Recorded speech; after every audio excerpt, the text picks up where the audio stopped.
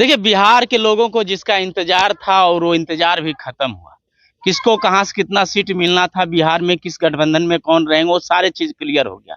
लेकिन एक चीज बिहार की राजनीति में सबसे ज्यादा यदि चर्चित रहा तो वो चर्चित चेहरा है इंडियन इंक्लूसिव पार्टी के राष्ट्रीय अध्यक्ष और पान समाज के महानायक इंजीनियर आईपी गुप्ता जी के। चाहे एनडीए की बात हो चाहे इंडिया गठबंधन की बात हो, दोनों में हमेशा चर्चा का विषय रहा। और आप जानते हैं कि सहरसा से अपना नॉमिनेशन कराने के बाद सीधे अपने गृह जिला जमुई पहुंच चुके हैं और जमुई में अपने गांव, पैतृक गांव जो है पतौना।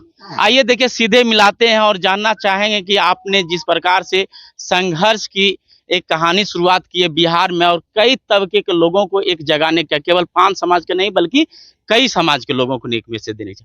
लेकिन आज शॉर्ट बात करेंगे इस समाधि स्थल से, चूंकि आप कहते हैं कि मैं भी जो भी काम करता हूं पहले बाबूजी को प्रणाम जरूर करता हूं।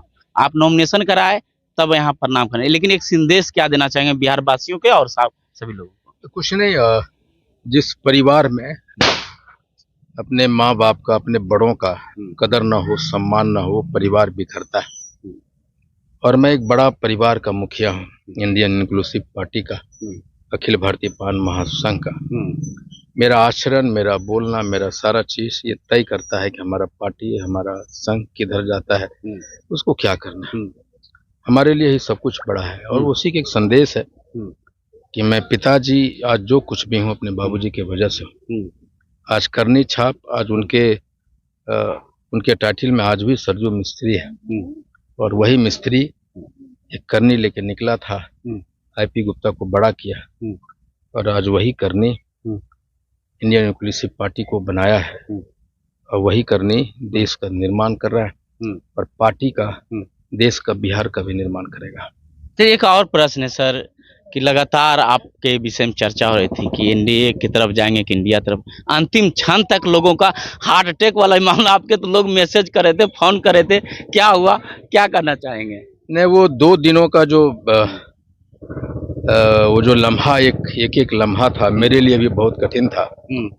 मेरा फोन हर एक सेकेंड में एक फोन आ रहा था, मैं नहीं ले पा रहा था, फोन को बंद भी नहीं कर पा रहा था।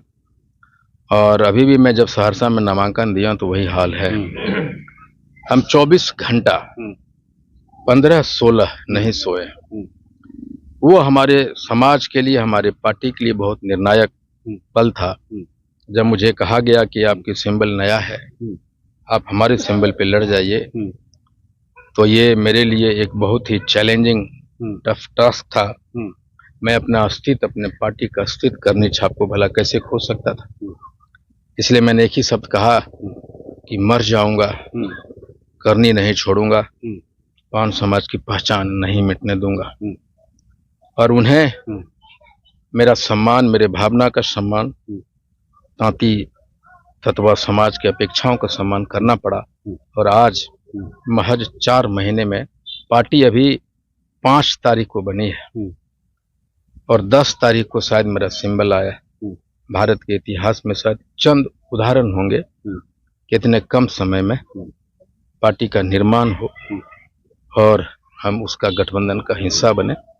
ये पूरे पान समाज के लिए गर्व की बात है। और जो समान आदरणीय तेजस्वी यादव जी और जो चट्टानी समर्थन राहुल गांधी जी का है, उसके वजह से आज इंडिया गठबंधन में आईपी गुप्ता है, इंडियन इंक्लूसिव पार्टी है। एक सवाल है, मीडिया का सवाल और आपका जवाब। सहरसा में मैंने एक सवाल मीडिया के बंधु जो किया और आपका जवाब, लोग स्थानीय मुद्दों को लेकर आप सीधे कह के मैं एमपी एमएलए नहीं बनने आया हूं बल्कि सहरसा के बेटा और बिहार के निर्माण करने आया हूं। और एक सवाल था स्थानीय मुद्दों, आपको जैसे आलोक रंजन जी वहां आपके हैं, तो उसको लेकर के लगा मीडिया बंधु को कि कुछ जवाब देंगे, लेकिन आपका सीधा सवाल था स्वागत है, ऐसे कैसे मतलब सर? नहीं,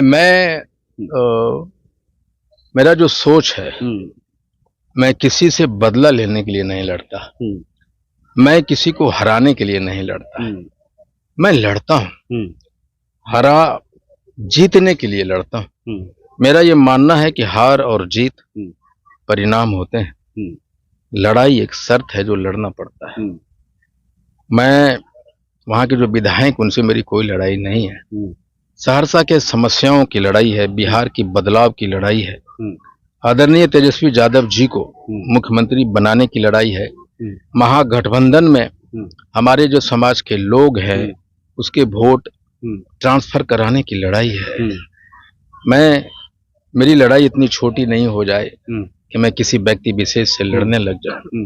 मैं इतना छोटा न सोचता हूं और न ही छोटा करता हूं। चलिए, तो देखिए, अभी आईआईपी राष्ट्रीय अध्यक्ष और 5 समाज के महानायक इंजीनियर आईपी गुप्ता जी का सुन रहे थे और इन्होंने स्पष्ट रूप से कहा, लेकिन सवाल तो बहुत सारे हैं, जवाब इनके पास भरा हुआ है, लेकिन सवाल है कि आज के मीडिया में जो माइंड सेट है, और हमेशा आप कहते हैं कि मेंटल ब्लॉक को इसको तोड़ने का प्रयास करते हो, इसके लेकर के जो कि मीडिया का और सोशल मीडिया वाले को जो नहीं, मीडिया आज के दिनों में उन मुद्दों को छूना चाहती है जिससे उनका टीआरपी बढ़े, उनका व्यूअरशिप बढ़े, लेकिन मीडिया वाले भी जानते हैं कि कुछ गंभीर सवाल भी हैं जो उनको करने होते हैं, और इस टीआरपी को देखते हुए वो गंभीर सवालों को भी पूछते हैं और उसके कसौटी पे नेता को लाने की कोशिश करते हैं। मैं इन सवालों को ज्यादा शिकार हुआ हूँ, ज्यादा घेरा गया हूँ, उसका सिर्फ एक ही कारण है कि संघर्ष से निकला हूँ, राजनीति में एंट्री कर रहा हूँ, और सत्ता के सिंहासन पे मजदूर का बेटा बैठे ये मंजूर नहीं होता किसी को। आप डॉक्टर बनो, इंजीनियर बनो, पैसा वाला बनो, लेकिन सत्ता का हिस्सेदार मत बनो। ये लड़ाई थी और इसीलिए लोग हमको अपने सवालों में ज्यादा घेरे, लेकिन दुआएं हैं गरीबों की, दुआएं हैं हमारे 5 समाज की, राखी जो बानी उसकी बहनों की, चाची का, चाचा का, और हमारे संघर्ष को देखते हुए अन्य समाज के पिछड़ा, अति पिछड़ा, सवर्ण जो भी लोग थे, हमने बहुत सवर्णों का पोस्ट देखा है कि हमारा नेता, काश हमारे समाज में भी हमारा आईपी गुप्ता जैसा नेता होना चाहिए। और आपको पता है कि राजपूतों ने हमारे पोस्ट को सबसे ज्यादा शेयर किया।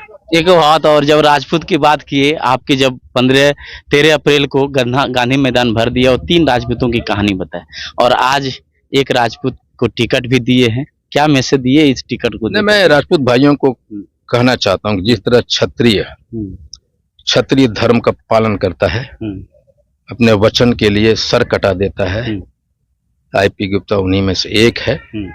मैंने क्षत्रियों का, राजपूतों को सम्मान किया है और उनको तनिषा चौहान को बेलदौर से उम्मीदवार बनाया।